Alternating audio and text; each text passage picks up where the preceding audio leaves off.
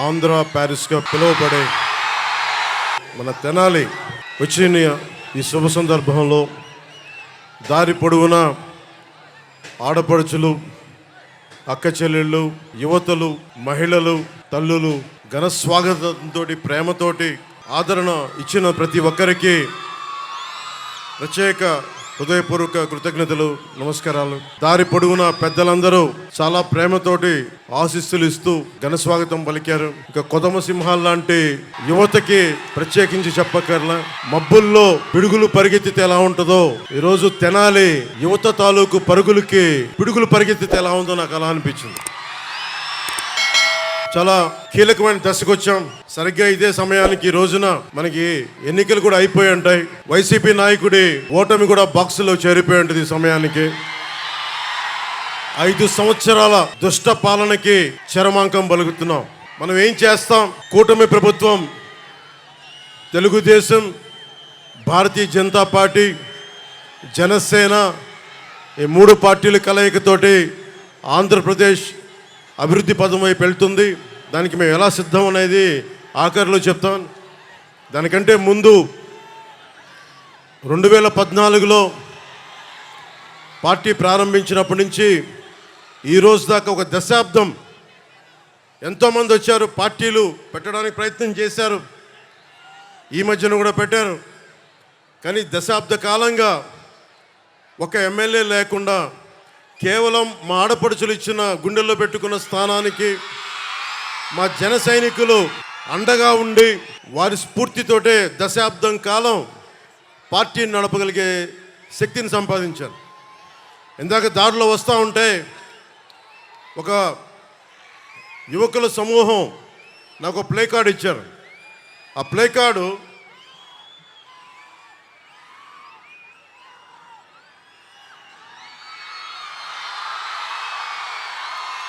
దీని అర్థం మోకాళ్ళ మీద కూర్చో అంటే లొంగిపోవడం కంటే కూడా చచ్చిపోవడం మంచిదని. అంటే మహామహుల్ని నాకున్న కోపం, చిరాకు ఏంటంటే అరే ఈ భారతదేశం అందరి ఈ రోజున బాబాసాహెబ్ అంబేద్కర్ పుట్టినరోజు. ఆయనకి జై భీమ్తో వందనాలు చెప్తా ఉన్నాను. అంటే ఆయన ఇచ్చిన స్ఫూర్తి కొన్ని వందలాది మంది రాజ్యాంగ నిపుణులు కూర్చొని రాజ్యాంగ సారథిగా మనకి రాజ్యాంగం ఇవ్వబడింది. ఇక్కడ రాచరికం లేదు, ప్రజలే ప్రభువులు, మనకే హక్కు ఉంది, మనకే అధికారం ఉంది. తప్పు చేసేవాడు రాజ్యాలు వెళ్తుంటే కిందకి పడదోసే హక్కు మనకు ఉంది. మనం వదిలేసుకున్నాం ఆ శక్తిని. నాకు ఏ కోరిక లేదు.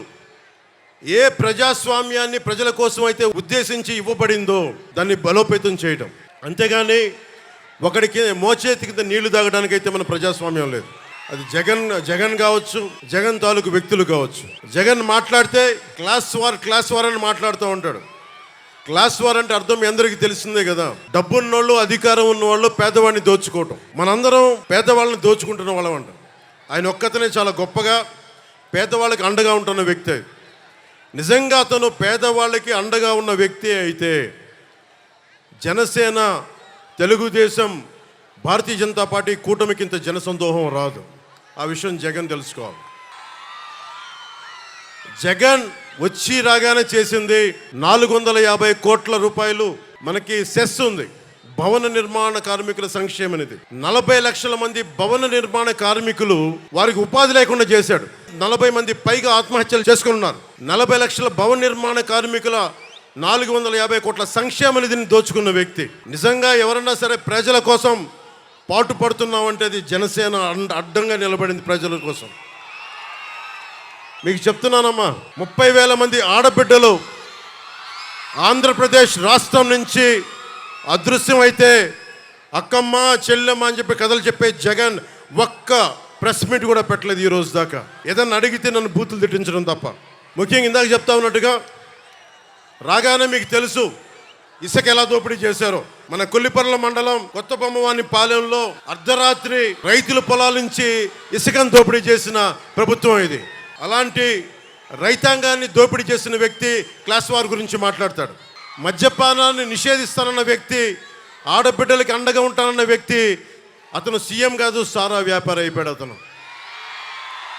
సారా వ్యాపారి. 16 కంపెనీలు పెట్టి అందులో 3 కంపెనీలు తన సొంత మనుషులవే. అన్నీ వాళ్ళ ఫ్యాక్టరీల్లో కల్తీ మందులు కలిపి దానికి రకరకాల పేర్లు పెట్టి ఒక్కొక్కరు ఆరోగ్యాలు పాడైపోతూ ఉన్నాయి. మనం ఏమైపోయామంటే మనందరం కూడా ఒక అబద్ధపు ప్రపంచంలో బతకాలని నిర్ణయించుకుంటామని మనందరం. నేను మందు తాగమని ఎంకరేజ్ చేయను, వ్యసనాలకి పాల్గొనని ఎంకరేజ్ చేయను. నెపోలియన్ చెప్పినట్టుగా యుద్ధాలకి సిగార్ల మీద ట్యాక్స్, బ్రాండీ మీద ట్యాక్సే నేను దేశాల మీద యుద్ధాలు చేయడానికి పనికొస్తుందని నెపోలియన్ చెప్పాడు. నేను కల్తీ మందు కాదు, కనీసం ఆరోగ్యం పాడవని మందన్నా కనీసం 10 సంవత్సరాల్లో పాడవలసింది వీళ్ళ వల్ల సంవత్సరంలోనే పాడైపోతూ ఉంది. అలాంటి కల్తీ మందు ఇస్తూ ఉంటే అలాంటి మందు ఇవ్వకని చెప్పిన దానికి నేను మందుని ఎంకరేజ్ చేస్తానని మాట్లాడుతున్న వైసీపీ నాయకులు. అసలు అన్న వైసీపీ నాయకులందరికీ చెప్తున్నా, మద్యపాన నిషేధిస్తామని చెప్పి మీరు సారాలు ఎలా అమ్ముకుంటారు ఒకసారి మీరు లోపల చూసుకొని మాట్లాడుకున్న విషయం. అలాగే ఇసుక జేపీ వెంచర్స్ అని చెప్పి పెద్దిరెడ్డి రామచంద్రారెడ్డి గారు, మిథున్ రెడ్డి గారు, సజ్జల రామకృష్ణారెడ్డి గారు, జగన్ గారి ఆధ్వర్యంలో దాదాపు మొత్తం వాళ్ళ కంపెనీ ఇసుక అంతా. ఒకప్పుడు ఇసుక రీచుల్లో ఎంతమంది బీసీలు కానీ బీసీ కుటుంబాలు కానీ చాలా మందికి సంపద వెళ్ళేది. తూర్పుగోదావరి జిల్లా లాంటి చోట్ల ఇసుకని బోట్లో తీసుకొని మరీ అమ్ముకునే వాళ్ళు చాలా మందికి కుటుంబాలకి 10 కుటుంబాలు ఉపాధికి వచ్చేది, వందలాది కుటుంబాలకి ఒక ఇసుక రోజు రీచ్ ఉన్న చోట. అవన్నీ దోపిడీ చేసి మొత్తం సంపద అంతా ఒక్కడి చోట కేంద్రీకృతం అయిపోయింది. ఒక్కడి దగ్గర సమస్య, ఒక్కడి దగ్గర అంత డబ్బు చేరిగిపోతే వాడు బలిసిపోయి కొట్టుకుంటూ ఉంటాడు. ఎవడైనా సరే బలిసిపోయి కొట్టుకుంటూ ఉంటారు. ఒకడికి డబ్బు వస్తే పర్లా, నీ డబ్బుతోటి మా స్వేచ్ఛని కాల రాస్తామంటే నేను కింద పడి కాలుతో తొక్కేస్తాను, గుర్తుపెట్టుకోండి ఎవరైనా సరే. కాంట్రిబ్యూటరీ పెన్షన్ స్కీమ్ అని చెప్పి నేను ఒక ఉమ్మడి ఆంధ్రప్రదేశ్ రాష్ట్ర మాజీ ప్రభుత్వ ఉద్యోగి కొడుకుగా చెప్తా ఉన్నాను. మనకి పెన్షన్ అనేది చాలా కీలకమైంది. జగన్ వచ్చినప్పుడు 2019లో కాంట్రిబ్యూటరీ పెన్షన్ స్కీమ్ రాగానే వారం రోజులు తీసుకొస్తానని చెప్పి మోసం చేశాడు. ఈ రోజు వరకు ఊసేతట్లా. మొన్న నారా చంద్రబాబు నాయుడు గారు 4 దశాబ్దాల సుదీర్ఘ అనుభవం ఉన్న 3 పర్యాయాలు ముఖ్యమంత్రిగా ఉన్న వ్యక్తి, వారికి ఒకటే చెప్పాను, కూటమి ప్రభుత్వం రాగానే మనం అసెంబ్లీలో ఉద్యోగుల కోసం కాంట్రిబ్యూటరీ పెన్షన్ స్కీమ్ గురించి ఒక చర్చ మొదలు పెట్టాలి. దానికి సంవత్సరం లోపు బలమైన పరిష్కారం కనుక్కోవాలి. అది ఉద్యోగులకి నిజంగా భద్రత. అది పెన్షన్ అనేది పెద్ద కొడుకు లాంటిది. మా నాన్నగారే మా దగ్గర డబ్బులు తీసుకునేవాళ్ళు కాదు. ఎందుకంటే మీరు ఏం మాట్లాడతారో తెలియదు, మీరు గబుక్కునంటే ఒక ఉద్యోగికి పెన్షన్ అనేది భద్రత. అలాంటి భద్రత ప్రభుత్వ ఉద్యోగులు కల్పించాలనేదే మా కూటమి తాలూకు ఆకాంక్ష. నేను జగన్ లాగా అబద్ధాలు చెప్పట్లా, జగన్ లాగా వారం రోజుల్లో మీకు అద్భుతాలు చేస్తామని చెప్పట్లా. ప్రభుత్వ ఉద్యోగులందరికీ తెనాలి ఈ సభ నుంచి వేదిక నుంచి చెప్తా ఉన్నాను, సంవత్సరం లోపు పరిష్కారం తీసుకొస్తాం. మీ భద్రతకి బలమైన దారి వెతుకుతాం. మీరు బెంబేలు పడకూడదు. మీ ఆరోగ్యాలకు కానీ మీ బిడ్డలకి ఏదైనా ఇవ్వాలనుకున్నా కానీ భవిష్యత్తులో మిమ్మల్ని బిడ్డలు చూసుకోకపోయినా పెన్షన్ మీకు అండగా ఉండాలనేదే మా అందరి ఆకాంక్ష. ముఖ్యంగా మీ అందరికీ ఉద్యోగులందరికీ చెప్తున్నాను, నేను ఆంధ్రప్రదేశ్ ఉద్యోగి కొడుకుని. నేను నటుడిగా కంటే కూడా, జనసేన అధినేత కంటే కూడా నేను ఒక ప్రభుత్వ ఉద్యోగి కొడుకుని. దిగువ మధ్యతరగతి కుటుంబాలకు చెందినవాడిని. మధ్యతరగతి కష్టాలు ఎలా ఉంటాయో తెలుసు, కౌలు రైతు కష్టాలు ఎలా ఉంటాయో తెలుసు. కొల్లిపర్ల మండలంలో రైతులకి మనకి చెక్ డ్యామ్స్ లేకపోతే ఎంత బాధపడతారో తెలుసు నాకు. నేను మీకు అండగా ఉంటాను. నేను మనకి రేపు పొద్దున అసెంబ్లీలో బూతులు తిట్టడం కాకుండా, ఇంట్లో ఆడపడుచులను తిట్టడం కాకుండా నిజమైన డిబేట్ ఏంటో చూపిస్తాం అసెంబ్లీస్లో. గురు బ్రహ్మ గురు విష్ణు గురు దేవో మహేశ్వర అంటాం. అలాంటి టీచర్లని లిక్కర్ షాపులకి సేల్స్కి పెట్టాడు. అతను సేల్స్ పర్సన్గా పెట్టాడు. అలాంటి వ్యక్తి, టీచర్ని గౌరవించిన వ్యక్తి. ఎందుకు గౌరవించలేడు అతను? 10th క్లాస్లోనే శివశివాని స్కూల్లో 10th క్లాస్ పేపర్ లీక్ చేస్తున్న మహానుభావుడు ఈ ముఖ్యమంత్రి. అంగన్వాడీ కార్యకర్తల్ని అన్యాయంగా కొట్టించాడు. ప్రామిస్ చేసి మీరు ఇచ్చిన వాగ్దానాలు ఏమైనాయి అంటే అంగన్వాడీ కార్యకర్తల్ని అమానుషంగా కొట్టించిన వ్యక్తి జగన్. అలాగే మొన్న చాలామంది పోలీస్ ఉద్యోగులు నా దగ్గరకు వచ్చి ఒకటే విన్నపం ఇచ్చారు, మాకు సరెండర్ లీవ్స్ కానీ టీఏలు కానీ డిఏలు కానీ ఏ విధంగా మాకు రావాల్సిన వేజెస్ ఏవి మాకు రావట్లేదు, ఏ విధంగా మాకు రావట్లేదు. 70,000 కుటుంబాలు మేము నలిగిపోతా ఉన్నాం. ఇలాంటి ప్రభుత్వం ఉంది, కనీసం మా సమస్యలు తెలియజేయండి అంటే పోలీసు ఉద్యోగులందరికీ చెప్తా ఉన్నాను, నేను పోలీసు వ్యవస్థను గౌరవించేవాడిని. పోలీస్ వ్యవస్థను వాడుకునే వ్యక్తిని కాదు. సో మీకు మేము మాటిస్తున్నాం, మేము రాగానే కానిస్టేబుల్ రిక్రూట్మెంట్, పోలీస్ రిక్రూట్మెంట్తో పాటు మీకు అందరు ప్రభుత్వ ఉద్యోగులకి కూటమి ప్రభుత్వం రాగానే 1 నుంచి 5 తారీఖు లోపు మీ ఉద్యోగాలు కానీ, మీ టీఏలు కానీ, మీ డిఏలు కానీ మీ ఖాతాల్లో పడిపోయేలాగా మేము బలంగా మీకు భరోసా ఇస్తున్నాం.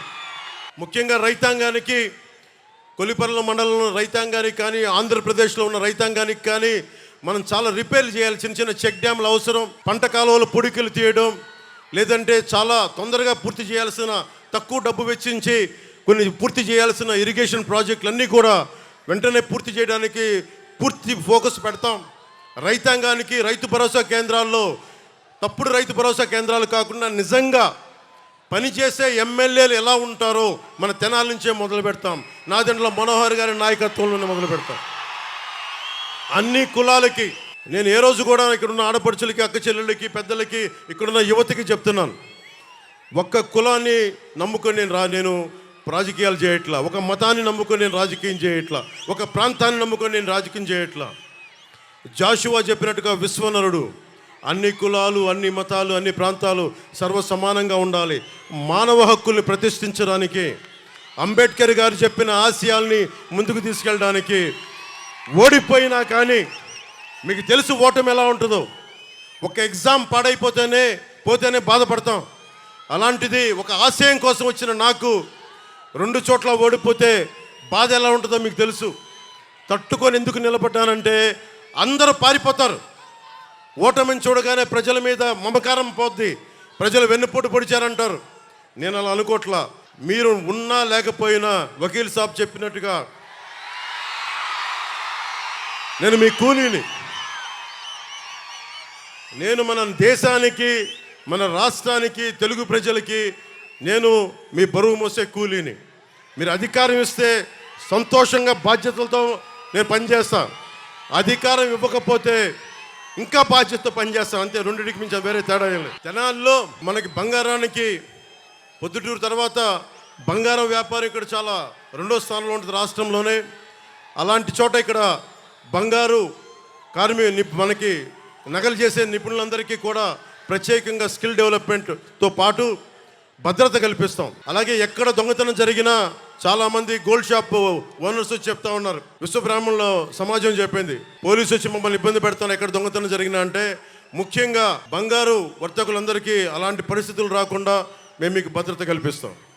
అలాగే ఆర్య వయసులకు సంబంధించి ఒక తెనాల్లోనే 15 దాడులు జరిగినాయి. వయసు సమాజానికి నేను తెనాలి సభ నుంచి చెప్తున్నాను, రాష్ట్రం అంతా మీరు వ్యాపారం చేసుకోవడానికి మేము మీకు అండగా ఉంటాం. మీ మీద ఎవరు దాడులు చేసినా సరే వాళ్ళకి ఒక బలమైన ఎస్సీ ఎస్టీ అట్రాసిటీ ఎలాంటి కేసులు బనాయిస్తామో ముఖ్యంగా వ్యాపార వర్గాలకి అంత బలమైన భద్రత కల్పిస్తాం. అలాగే వయసు సామాజిక వర్గానికి కూడా నేను మీ దాతృత్వాన్ని పొందిన వాడిని చిన్నప్పుడు.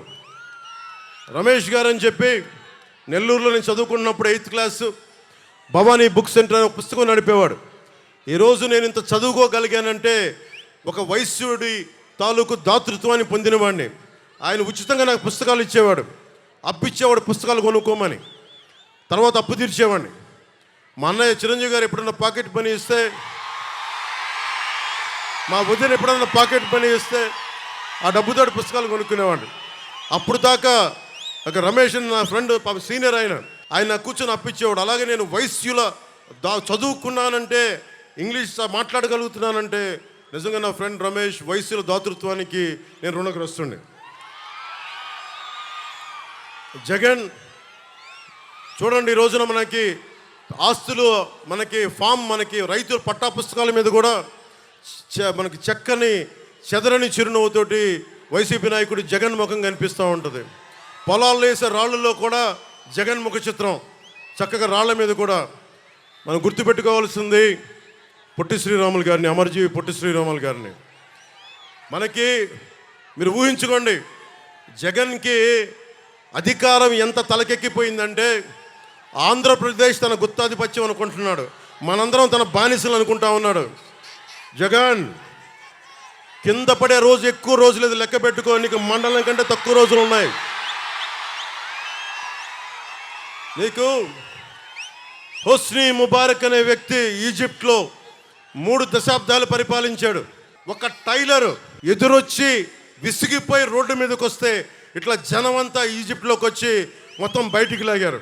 నాయకులు కదా అని చెప్పి అహంకారం తలకెక్కితే మన శ్రీలంకలో కూడా శ్రీలంక ప్రెసిడెంట్ ఇళ్లలోకి వెళ్ళి స్విమ్మింగ్ పూల్లో ఈతలు కొట్టారు ప్రజలందరూ. జగన్ మీ తాడేపల్లి ప్యాలెస్లో కూడా అలాగే ఇళ్లలోకి వచ్చి కూర్చుంటారు ఇలాంటి దోపిడీ దౌర్జన్యాలు చేస్తే. ముఖ్యంగా మన తెనాలికి సంబంధించి మొత్తం డెల్టా ప్రాంతం ఇది. మనోహర్ గారు ఉన్నప్పుడు విజయవాడ నుంచి తెనాలి వరకు పైప్ లైన్స్ వేయించారు. ఇది డెల్టా పరివాహక ప్రాంతం ఇది. ఇంకా తాగునీరు ఇంకా సమస్య ఉంది.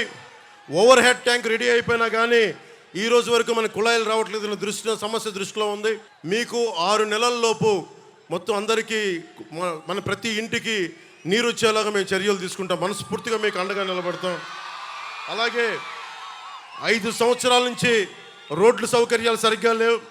తెనాలి విజయవాడ నుంచి కనెక్టివిటీ బాగాలేదు. నంది వెలుగు పెదరావూరు 4 లేన్ హైవేని మేము, ఎందుకంటే మీకు తెలుసు ఆయన పట్టుకుంటే పట్టు వదలని విక్రమార్కుడు. ఆయన 10 సంవత్సరాలు ఎమ్మెల్యేగా చేసిన వ్యక్తి.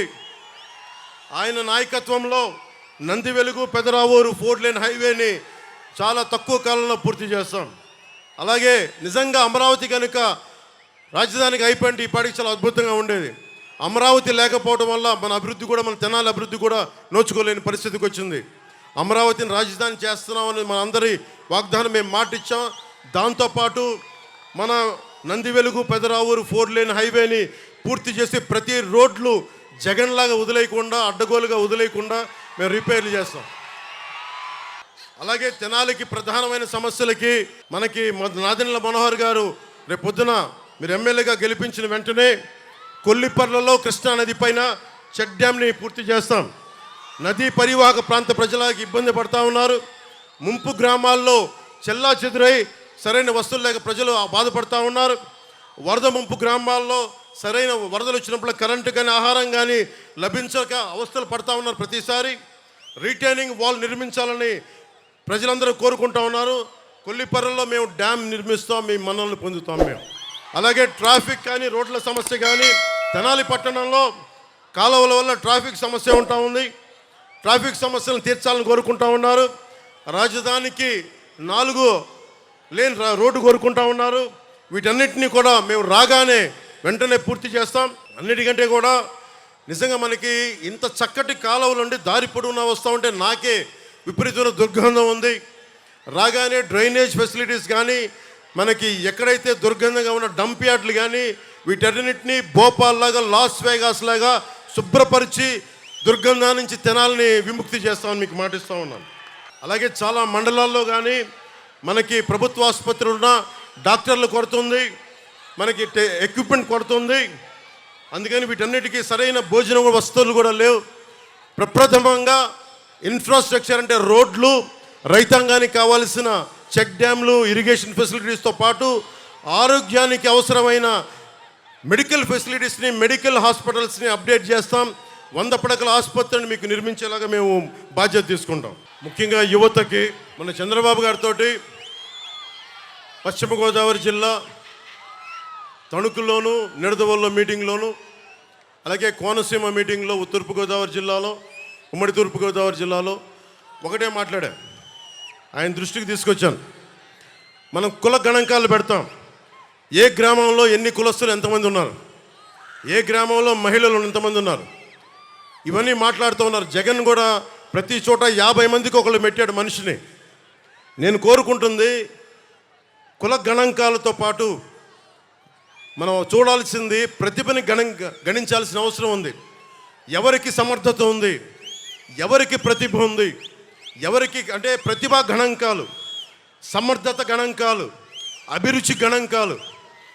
చాలామంది ముఖ్యంగా మధ్యతరగతి మహిళలు, ఆడపడుచులు, పేద వర్గాల ఉన్న ఆడపడుచులు నా దగ్గరికి వచ్చి మా అభిప్రాయం ఎవరు తీసుకోలేరు, మా భర్తలు కూడా తీసుకోరు.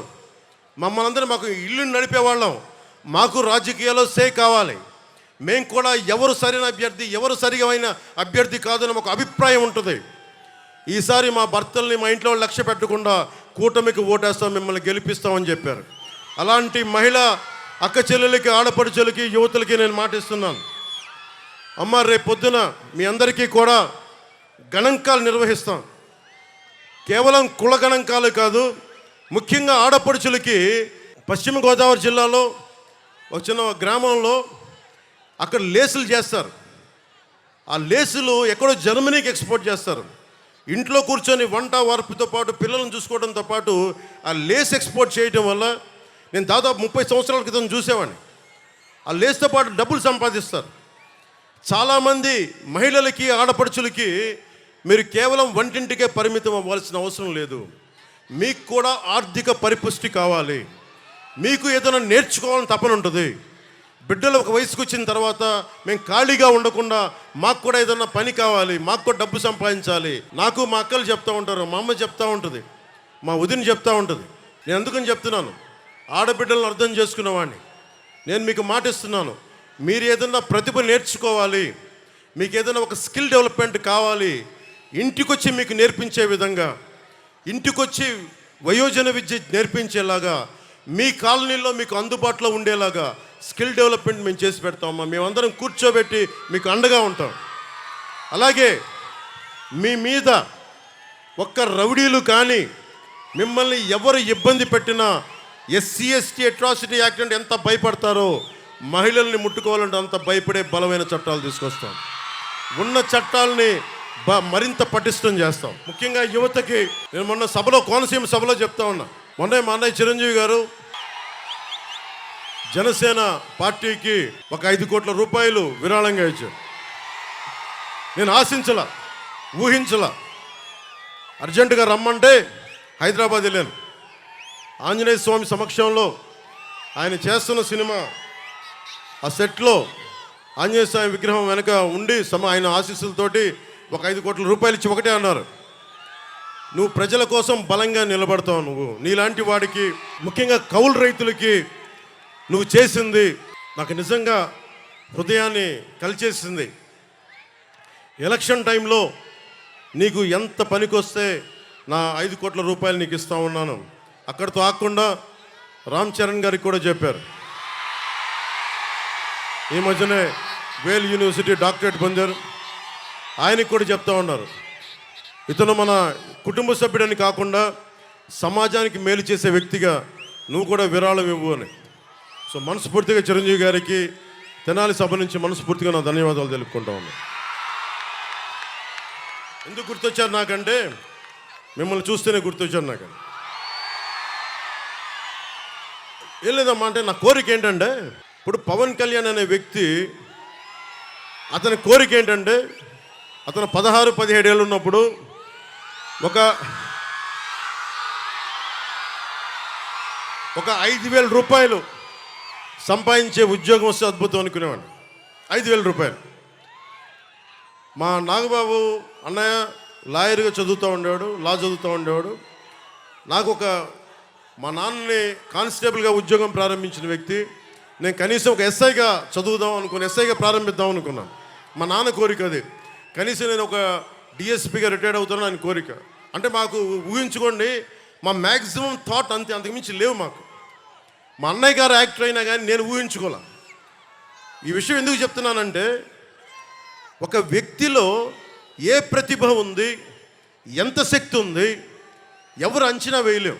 మనం అంచనా వేయాల్సింది ఒక 5 లక్షల మంది వాలంటీర్లకి 5,000 జీతాలు ఇచ్చేసి వదిలేశారు. కానీ నేనైతే 5 లక్షల మంది యువతకి నేను ఏం అడుగుతానంటే, నాన్న మీకు ఏం శక్తి ఉంది, నీకు అభిరుచి ఏముంది, నీకు ఏమి నేర్చుకోవాలని ఉంది, నీకు ఏమవ్వాలని ఉంది, నీకు ఎలాంటి స్కిల్ డెవలప్ చేస్తే నువ్వు 10 మందికి ఉద్యోగాలు ఇస్తావు. నువ్వు నాకు ఊడిగం చేయడం కాదమ్మా, నువ్వు 10 మందికి ఉద్యోగాలు ఇచ్చే స్థాయికి అవ్వాలంటే నీకు ఏం కావాలి? ఈ ప్రశ్నలు అయితే నేను అడుగుతాను. 5,000 ఇచ్చి వాళ్ళ జీవితాన్ని తాకట్టు పెట్టుకోను. ఎంతసేపు ఆడపడుచుల్ని మీరు వంటింటికే పరిమితం అవ్వండి అని చెప్పను. మీరు బయటికి రావాలి. ఇక్కడున్న ఒక్కొక్క ఆడపడుచు, చూసే ఆడపడుచు 10 మందికి, 25 మందికి, 100 మందికి ఉపాధి అవకాశాలు ఇవ్వాలి అంటే వాళ్ళలో సమర్థతని గుర్తించాలి, ప్రతిభని గుర్తించాలి. ప్రతిభని గుర్తించాలి అంటే వాళ్ళు తెలియ మాట్లాడాలి. నువ్వు గణాంకాలు చెప్తా ఉన్నావు, ఒక ఇంట్లో ఒక వీధిలో ఎంతమంది ఉన్నారని చెప్తున్నావు. అసలు మీకు ఏం కావాలి? మీ అభిరుచి ఏం కావాలి? ఒకరోజు చిరంజీవి గారు పిలిచి నన్ను అడిగారు, నీకేం అవ్వాలందరా అంటే, నాకేం తెలియదు, నాకేం లేదన్నా మ్యాక్సిమం నేను కూర్చొని చిన్న పని చేసుకోవాలందంటే, మేబీ మన ప్రతిభ మనకు తెలియదేమో. ఆయన తిట్టి నన్ను ఒక యాక్టింగ్ ట్రైనింగ్ పంపించారు. యాక్టింగ్ ట్రైనింగ్ పంపిస్తే నాకు తెలియదు, సిగ్గు నాకు. ఆయన నన్ను తిట్టి పంపిస్తే యాక్టింగ్ ట్రైనింగ్ నేర్చుకున్నా. ఈ రోజున సభలు స్పీచ్లు ఇవ్వగలుగుతాను ఇంతమంది మధ్య. ఇదే సుస్వాగతం షూటింగ్కి బస్సు మీద వైజాగ్ జగదాంబ సెంటర్లో కమ్ కమ్ కమ్ వెల్కమ్ పలికిన డ్యాన్స్ వేయమంటే చచ్చిపోయాను ఆ రోజున. మా వదిలికి చెప్పేశాను, నేను ఇంకెప్పుడు సినిమాలు యాక్ట్ చేయను. అంత సిగ్గు. అలాంటి నన్ను ఒక స్కిల్ నేర్పిస్తే నేను తర్వాత ఎప్పుడు లెర్నింగ్ మైండ్ సెట్లో ఉంటాను, నేర్చుకునే మైండ్ సెట్లో ఉంటాను. నేను నేర్చుకున్న తర్వాత ఎంతమంది కొత్త డైరెక్టర్లను తీసుకొచ్చాను, వకీల్ సాబ్తో సహా. అంతకుముందు ఒక సినిమా చేశారు, కానీ కొత్త వాళ్ళతో పనిచేయడం ఎందుకు లేదంటే నేను నేర్చుకున్నవాడిని, తప్పులు చేస్తే సరిదిద్దగలవాడిని. అంటే ఒక్కడికి స్కిల్ డెవలప్మెంట్ నేర్పిస్తే, ఒక స్కిల్ నేర్పిస్తే ఆ వ్యక్తి ఇంత అభిమానం సంపాదించి 4 దశాబ్దాలు ఉన్న పార్టీ కూడా అండైపోయాడు ఆ వ్యక్తి. ఇది ఎందుకు చెప్తున్నానంటే నన్ను చెప్పుకోవడానికి కాదు, మీ ఒక్కరిలో కూడా, ప్రతి ఒక్కరిలో కూడా నిద్రాణమైన శక్తి ఉంటుంది, శక్తి దాక్కుని ఉంటుంది. ఆడపడుచులు ఎంత శక్తి దాక్కుంటుందో మనకు తెలియదు, యువతలో ఎంత శక్తి దాక్కుని ఉంటుందో తెలియదు. ఎవరు అబ్దుల్ కలాం అవుతారో, ఎవరు జగదీష్ చంద్రబోస్ అవుతారో ఎవరికి ఎరుక. కేవలం డబ్బులు సంపాదనే కాదు, ప్రతిభ, ఒక దేశానికి పనికొచ్చే ఒక గొప్ప స్కిల్, ఒక ఇన్వెన్షన్ ఎంతమందిలో ఎవడున్నాడో. యువతరానికి ఏ సంపద విడిచిపెట్టాం మనం? శేషేంద్ర గారు చెప్పినట్టుగా యుద్ధము, రక్తము, కన్నీరు తప్ప, గాయాలు, బాధలు, వేదనలు తప్ప.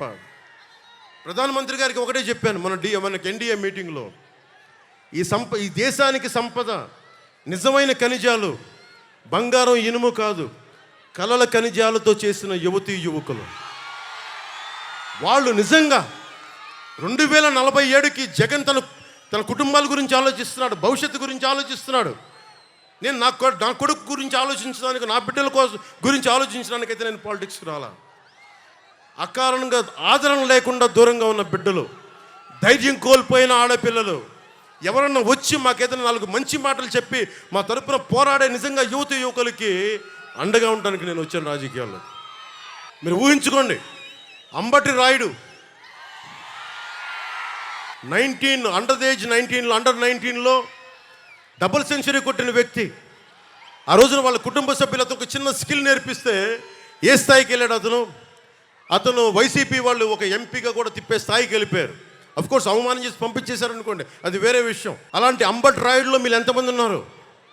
అలాగే మొన్న ఈ మధ్యన సన్ రైజర్స్ దీంట్లో మనకి ఐపీఎల్ లీగ్లో 37 బాల్స్లో 67 రన్లు కొట్టిన నితీష్ కుమార్ రెడ్డి గారికి 20 సంవత్సరాలు. అతనికి ఒక ప్రతిభ, ఒక స్కిల్ నేర్పిస్తాను కదా ఈరోజు కొట్టగలడు. మీలో ఎంతమంది ఎంత ప్రతిభ ఉందో? మీకైనా స్పోర్ట్స్ స్టేడియంస్ ఉన్నాయా? మీకు నిజంగా పొద్దున్న లేస్తే మీకు పరిగెత్తడానికి జాగింగ్ స్థలాలు ఉన్నాయా? ఆ క్రీడా స్థలాలు ఉన్నాయా? ఇండోర్ స్టేడియంని ఆధునీకరించాల్సిన బాధ్యత ఉంది కదా మనకి. నిజంగా ఇంతమంది ఎంతసేపు ఇళ్లలో కూర్చొని మగ్గిపోతూ ఉంటాం, కనీసం బయట సేద తీరడానికి పార్కులు ఉన్నాయా మనకి? దుర్గంధం లేకుండా ఒక గ్రౌండ్లు ఉన్నాయా మనకి? ఇవన్నీ చెయ్యాలి అంటే మనకి నాదెండ్ల మనోహర్ గారు కానీ, పెమ్మసాని చంద్రశేఖర్ కానీ, ఇలాంటి వ్యక్తులు, ప్రజాక్షేమాన్ని కోరుకున్న వ్యక్తులు నిజంగా అండగా ఉంటే తెనాలే కాదు, రాష్ట్రం అంతా బాగుపడిపోతుంది. రోజున అంబేద్కర్ జయంతి కాబట్టి ముఖ్యంగా ఒకటే చెప్తూ ఉంటారు, ఎస్సీ సామాజిక వర్గం ఎక్కువ శాతం వైసీపీకి వెళ్ళిపోతారు. అలాంటి ఎస్సీ సామాజిక వర్గానికి నేను అంబేద్కర్ గారిని గౌరవించే వ్యక్తిగా, జై భీమ్ స్ఫూర్తిని గుండెలో నింపుకున్న వ్యక్తిగా, ఎస్సీ సమాజానికి వైసీపీ చేసిన అన్యాయం చెప్తా ఉన్నాను.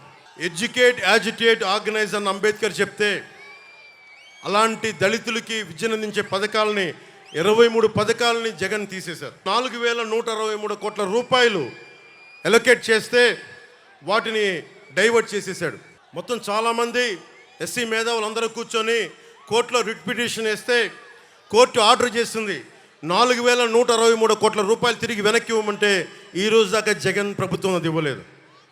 అలాగే ఏ ఫ్యూడలిస్టిక్ ఇంపీరియలిస్టిక్ ప్రభుత్వాన్ని, అధికారులని, యంత్రాంగాన్ని, రాజకీయ నాయకుల్ని కాదని అంబేద్కర్ గారు చేశారు, దానికి తూట్లు పడుస్తూ ఉన్నాడు జగన్.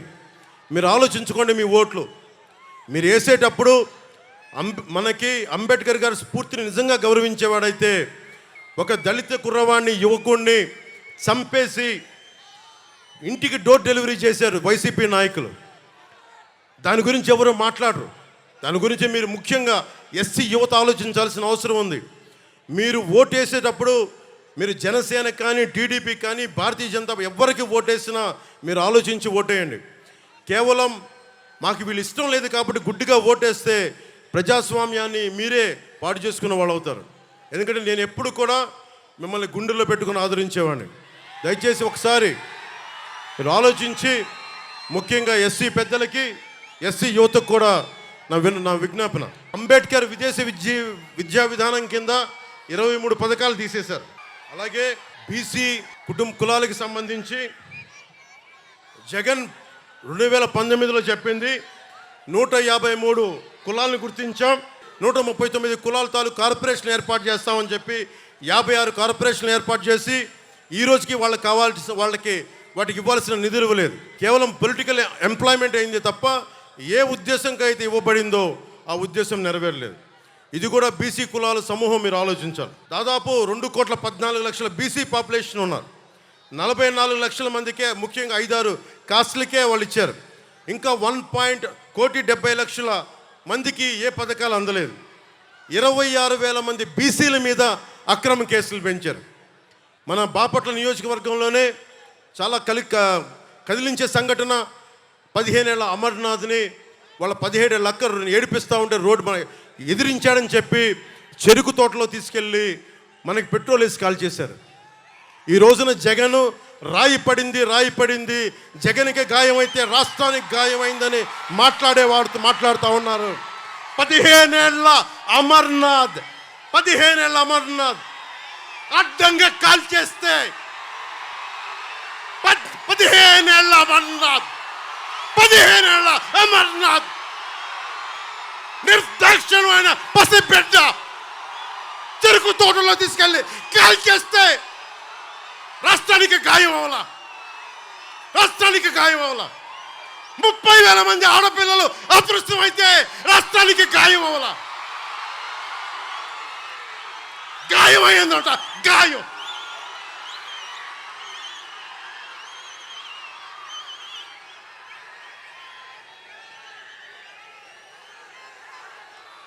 %34 ఉన్న బీసీల రిజర్వేషన్లని 24% తగ్గించి 16,000 మంది బీసీ నాయకులు మనకి అన్ని స్థాయిల్లో అవకాశాలు కోల్పోయారు.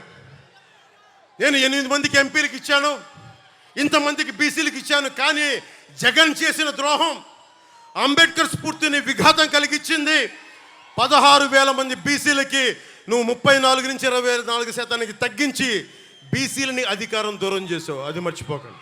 పొద్దున్న చూస్తా ఉన్నా, నిన్న వైఎస్ జగన్కి రాళ్ళు ఇసిరారంటే ఎవరో. అదేంటి చిత్రమో పాపం. ఎప్పుడు ఎలక్షన్లు రాగానే ఆయనకి ఏదో ఒక గాయం జరుగుతుంది. కరెక్ట్గా ఎలక్షన్ల ముందే ఎవరో ఒకరు చచ్చిపోవడం లేదా చంపేయడమో. అంత హై సెక్యూరిటీ సిఐఎస్ఎఫ్ ఉన్న వైజాగ్ ఎయిర్పోర్ట్లో 2019కి కోడి కత్తితో గాయం చేశారంట అక్కడ. సరే, మనందరం ఏం చేసాం? జనం కూడా ఏంటి కదా, మన తిలక్ గారు చెప్పినట్టుగా, దేవరకొండ బాలగంగాధర్ తిలక్ చెప్పినట్టుగా, కొడవగంటి మనకి కుటుంబరావు గారు చెప్పినట్టుగా, మనందరం మధ్యతరగతి మనుషులు. మనందరికీ ఏంటంటే అధికారం ఉన్నోడు, డబ్బున్నోడు ఏమి చేసినా దానికి ఒక నైతిక భాష్యం ఇస్తాం. పాపం కాకినాడలో ఉండే ఒక మాఫియా డాన్ ఎవరిని కత్తితో పొడిచినా ఆయన ఏ పరిస్థితుల్లో పొడిచారో పాపం చంపేశారు. వైఎస్ వివేకానంద రెడ్డి గారిని ఏ పరిస్థితుల్లో పొడిచారో తెలియదండి మాకు. 30,000 మంది ఆడపిల్లలు అదృశ్యమయ్యారని జగన్ గారు ఏం చేస్తారండి ఇది సగటు మధ్య తరగతి మనం చేసే తప్పు ఇది. మన హక్కులను మనం తెలుసుకోవట్లేదు. జగన్కి గాయం అయితే రాష్ట్రానికి అయ్యా గాయం. మీ జెడ్ కేటగిరీ సెక్యూరిటీ ఏం చేస్తుందా? మీ జెడ్ కేటగిరీ సెక్యూరిటీ చూసుకోరా మీరు? మరి చంద్రబాబు గారి మీద రాళ్ళు కొట్టించినప్పుడు రాళ్ళ వర్షమే కురిపించారా మీరు? అప్పుడు ఏమైపోయినాయి? అప్పుడు రాష్ట్రానికి గాయం జరగలేదా? అంటే మీ మీద ఇంత గులకరాయి పడితేనే గాయం అయిపోయినట్ట. ఏమో ఎవడు చేశాడో నా సంతాపం నాకు బాధ కలుగుతుంది. నన్ను అడిగారు ఈ రోజున స్టేట్మెంట్ ఇమ్మని చెప్పారు మా పార్టీ వక్తలందరూ. సార్ జగన్ గారికి ఇలా దెబ్బ తగిలింది అంటే నన్ను ఏం చేయమంటారన్న? ఆయనకి కొంచెం మీరు త్వరగా కోలుకోవాలని ఇవ్వంటే ఏమో అది నిజమో అబద్ధమో నాకేం తెలుసు.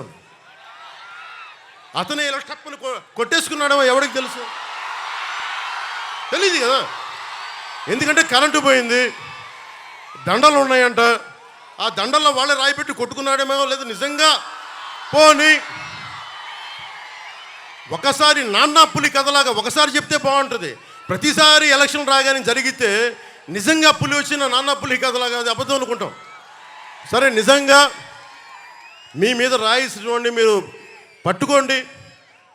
ఎదురుగా పొడిచిన వ్యక్తినే ఈ రోజు వరకు మీరు పట్టుకోలేదు. జైలు నుంచి అతను బెయిల్ ఇప్పించారు 5 సంవత్సరాల తర్వాత. కోడికత్తి వ్యక్తినే. ఈ సెంటిమెంట్ డ్రామాలు దయచేసి ఆపండి. ఈ నాటకాలు భరించలేకపోతున్నాం. నేను వచ్చేటప్పుడు నా మీద బోల్డెన్ రాళ్ళు పడతా ఉంటాయి. మనకి పిఆర్పి టైంలో నేను ఖమ్మం వెళ్తూ ఉంటే నా మీద రాళ్ల వర్షం. మా వాళ్ళందరికీ మోకాళ్ళు ఇరిగిపోయినాయి, నాకు ఈపుల మీద రాళ్ళు పడ్డాయి. ఆ రోజున చెప్పుకోవడానికి మీడియా కూడా లేదు. మొత్తం కరెంట్ ఆపేశారు రాజశేఖర రెడ్డి గారి ప్రభుత్వం. బట్ దెబ్బలు తిని మేము వచ్చాం. నా స్టేజ్లు కూల్చేశారు. కాదు నేను ముఖ్యమంత్రి కొడుకుని కాదు కదా, ముఖ్యమంత్రిని కాదు కదా. మన కథలు ఎవరికి తెలియదు. జగన్ గారికి ఇంత రాగానే అయ్యయ్యో ఎంత బాధ జరిగిపోయింది, అయ్యయ్యో పాపం. అమర్నాథ్ని తిరుగు తోటలో కాల్ చేస్తే పాపం లేదు. అది వైసీపీ వాళ్ళకి పట్టదు. రేపల్లెలో ఒక ఆడపడుచుని దారుణంగా భర్త ముందు మనకి మానాన్ని పాడు చేస్తే పాపం దొంగతనం చేయడానికి వచ్చారండి. అలా అనుకోలేదండి. దొంగలని దుర్మార్గుల్ని వెనకేసుకొచ్చే వస్తే మనుషులు. జగన్ గారిది ఇంత పడగానే నాకు నిజంగా అనిపించింది, జెడ్ కేటగిరీ సెక్యూరిటీ మీరందరూ ఏమయ్యారయ్యా? పోలీస్ అధికారులు ఏమయ్యారు? డీజీపీ గారు ఏమైపోయారు? ఇంటెలిజెన్స్ ఆఫీసర్ గారు ఏమైపోయారు మీరంతా? ఒక అందరినీ దాడి చేసే వ్యక్తి అతని మీద దాడి చేయడానికి ఎవడన్నా సంతోషిస్తాడు? మనకి నిజంగా సాహసిస్తాడా? నిజంగా ఇంత యంత్రాంగం ఉండి పట్టుకోవడానికి మీకు ఎంతసేపు పట్టుకోవడానికి? రేపొద్దున ఎవడన్నా పట్టుకుని కూడా వాళ్ళు ప్రేరేపించారు, వీళ్ళు మీ వాడే చేశాడేమో. 2019లో మీ కూర్చోబెట్టి కోడికత్తి కోసం జగన్ గారు సీఎం అవ్వాలని డ్రామా ఆడటానికి నేనే పొడిచానని ఆ అబ్బాయి చెప్పాడు. ఈరోజు అలాగే చేశారేమో కనుక్కోండి. కానీ నేను మీకు చెప్తున్నాను, ఇలాంటి డ్రామాలకి మనం పడాల్సిన అవసరం లేదు. దయచేసి పడకండి. నిర్ద్వందంగా దాన్ని తీసి పక్కన పెట్టండి. అరే ఇద్దరు చెల్లెళ్ళు సొంత చెల్లెళ్ళు. అరే మా నాన్నగారిని చంపేశారు, మా చిన్నాయిని చంపేశాడంటే అడ్డగోలుగా బద్దలు కొట్టి కత్తితో పొడిచి చంపితే అందరూ గుండి పొడిచి పడిపోయాడు. వీళ్ళ కథలు మనం ఎలా నమ్ముతాం? ఈరోజు ఆయన వివేకానంద రెడ్డి గారు అమ్మాయి సునీత గారు వైరాలజిస్ట్. ఆవిడ అమెరికాలో చదువుకున్న వ్యక్తి, వైరాలజిస్ట్. కరోనా లాంటి వైరస్ని ఆవిడ దాని మీద నిజంగా వైద్యం చేయగలిగే వ్యక్తి. ఆవిడ కూర్చొని నా తండ్రిని చంపారంటే ఒక్క పోలీస్ అధికారి దాని మీద మాట్లాడు. CBI central bureau of investigation వస్తే కడపలో కోర్టులోకి వెళ్ళనివ్వరు వాళ్ళని. ఇంత దారుణంగా ఉంటే మనందరం కూర్చొని చేతులు ముడుచు కూర్చున్నాం. మనకు పౌరుషం చచ్చిపోయింది. ఎందుకు నేను వ్యతిరేక ఓటును చీలొద్దు ఎందుకంటానంటే ప్రజాస్వామ్యాన్ని కూలి చేసేవాడు అక్కడ కూర్చొని మనందరినీ పొడుస్తా చంపుతా దోపిడీ చేస్తా ఉంటే ఎంతకాలం భరిస్తాం? ఎంతకాలం?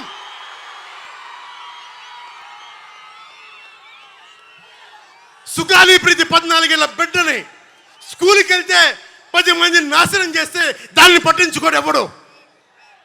జగన్మోహన్కి బొక్క పడితే, చిన్న గులకరాయి పడితే రాష్ట్రం అంతా ఊగిపోద్ది. సగటు మనిషి బాధ మనకి తెలియదు. సగటు మనిషి బాధ మర్చిపోయాం. నిజంగా నాకు ఆవేదన ఉంది, ఏడుపు వస్తుంది. తప్పు జగన్మోహన్ రెడ్డి కాదు, మనదే.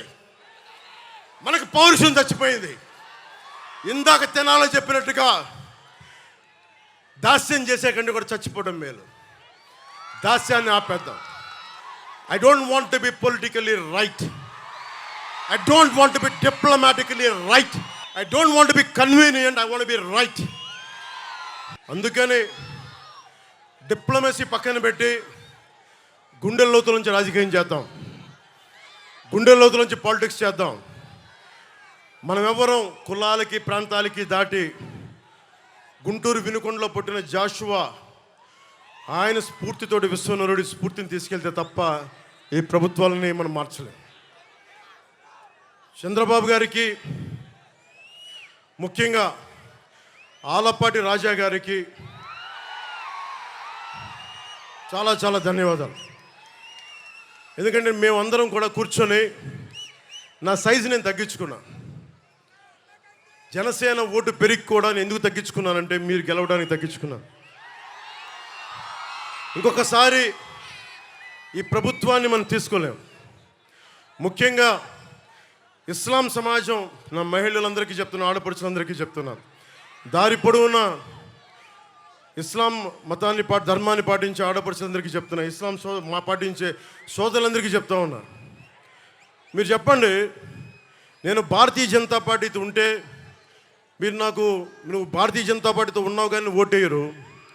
ఈ రోజున జగన్మోహన్ రెడ్డి గారికి కాలు దెబ్బ తగిలితే మరి నరేంద్ర మోడీ గారు కూడా ఆయనకి పాపం జాగ్రత్తగా హెల్ప్ చేసుకోమని చెప్పారు. అప్పుడు మీరు దానికైతే మీరు దానికి కూడా ఓటేయకూడదు. మరి ఇది నేను మోసం చేయట్లేదు. ఇస్లాం సమాజాన్ని ఈసారి మీరు విఘ్నతతో ఓటేయండి. నేను మీకు ప్రత్యేకించి నాదెండ్ల మనోహర్ గారు చెప్పినట్టుగా రాష్ట్రంలోని ఇస్లాం సమాజాన్ని అందరికీ, సోదరీమణులందరికీ, ఎందుకంటే నేను అద్భుతమైన ప్రతిభ చూశాను, అమేజింగ్ టెక్నీషియన్స్ని చూశాను, ఆటో నగర్ లాంటి చోట అద్భుతమైన మెకానిక్స్ని చూశాను. ఎలాంటి మీ దగ్గర స్కిల్ ఉందో నాకు తెలుసు. అలాగే మిమ్మల్ని కూడా స్కిల్ డెవలప్మెంట్ చేయిస్తాం, మీ చేత మిమ్మల్ని కూడా ఆదుకుంటాం.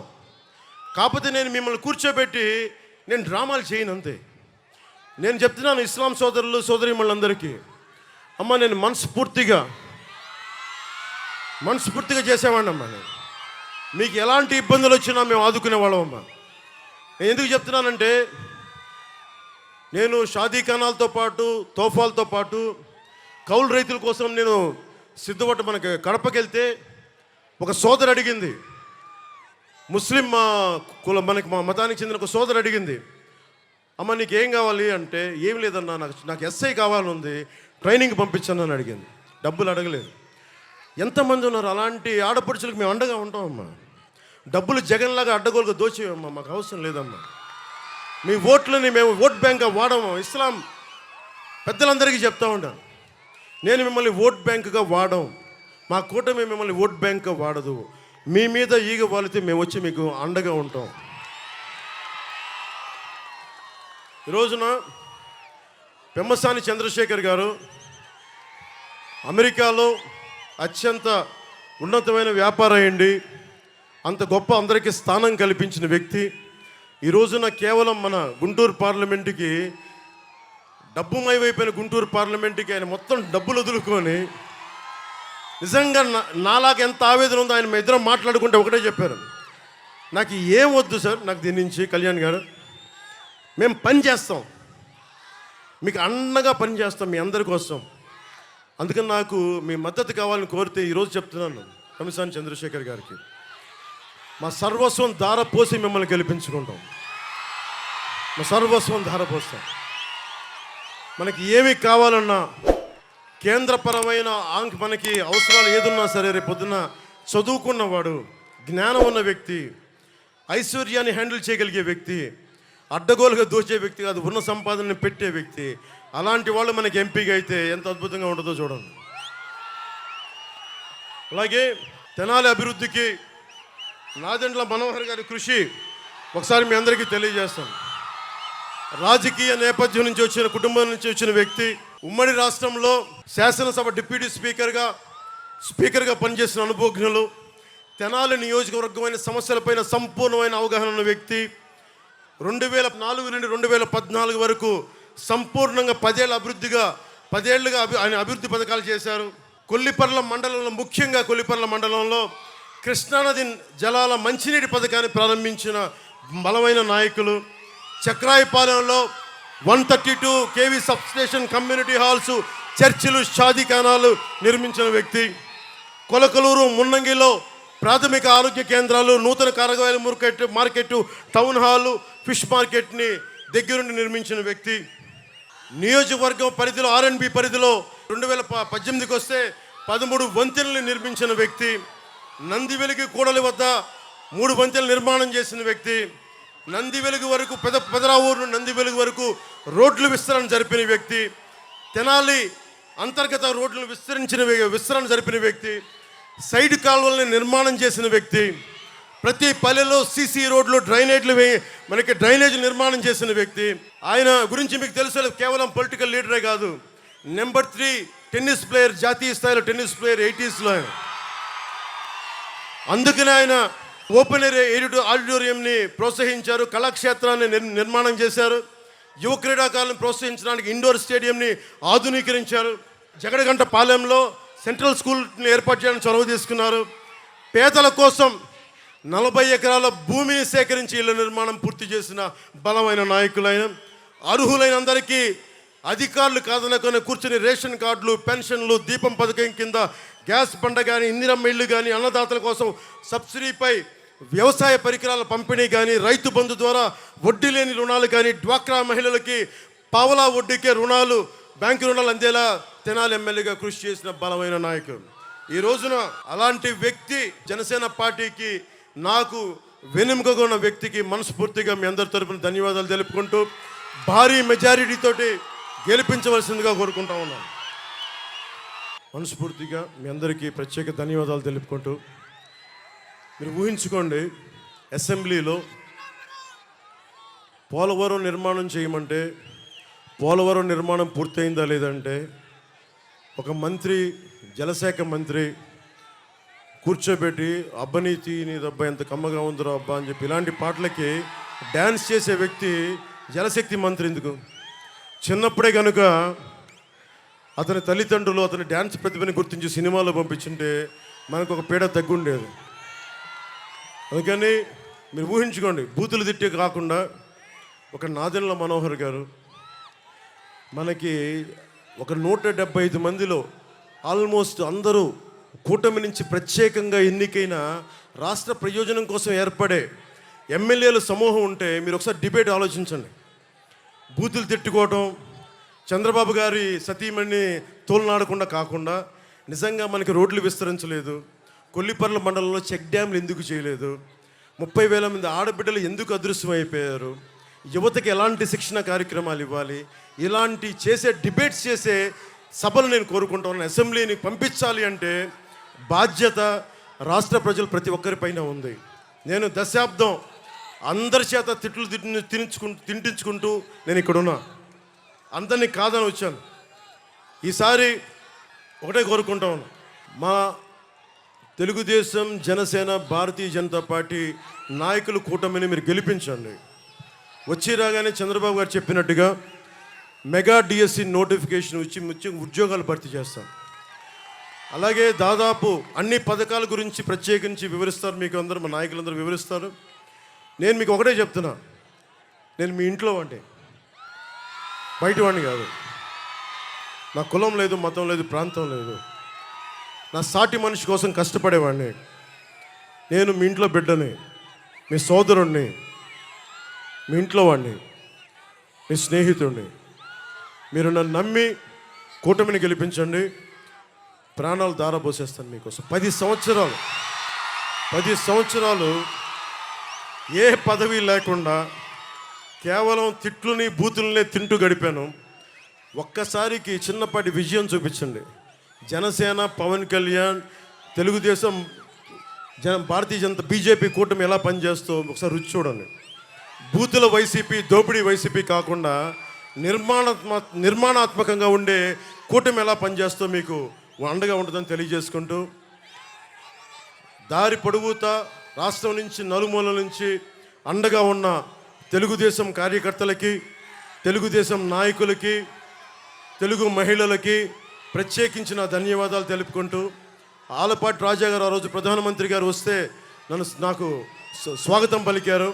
ఈరోజు వారు లేకపోయినా వారి పార్టీకి సంబంధించిన కార్యక్రమాలు బిజీగా ఉన్నారు కాబట్టి ముఖ్యంగా ఆలపాటి రాజా గారి సన్నిహితులకి, కార్యకర్తలకి, వారి నాయకులకి, వారి కుటుంబ సభ్యులకి చేతులెత్తి ఈ తెనాలి సభ వేదిక నుంచి మనస్ఫూర్తిగా మీకు కృతజ్ఞతలు చెప్పుకుంటాం.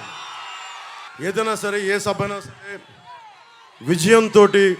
విజయనాదంతో వెళ్దాం, విజయనాదంతో తిరిగి వద్దాం. తెలుగుదేశానికి జయం జయం, భారతీయ జనతా పార్టీకి జయం జయం, జనసేనకి జయం జయం. ప్రజలందరికీ, ఆడపడుచులందరికీ, యువతకి, పెద్దలకి అందరికీ దిగ్విజయం కలగాలని ఆశిస్తూ hello AP, hello AP, hello AP, జై హింద్.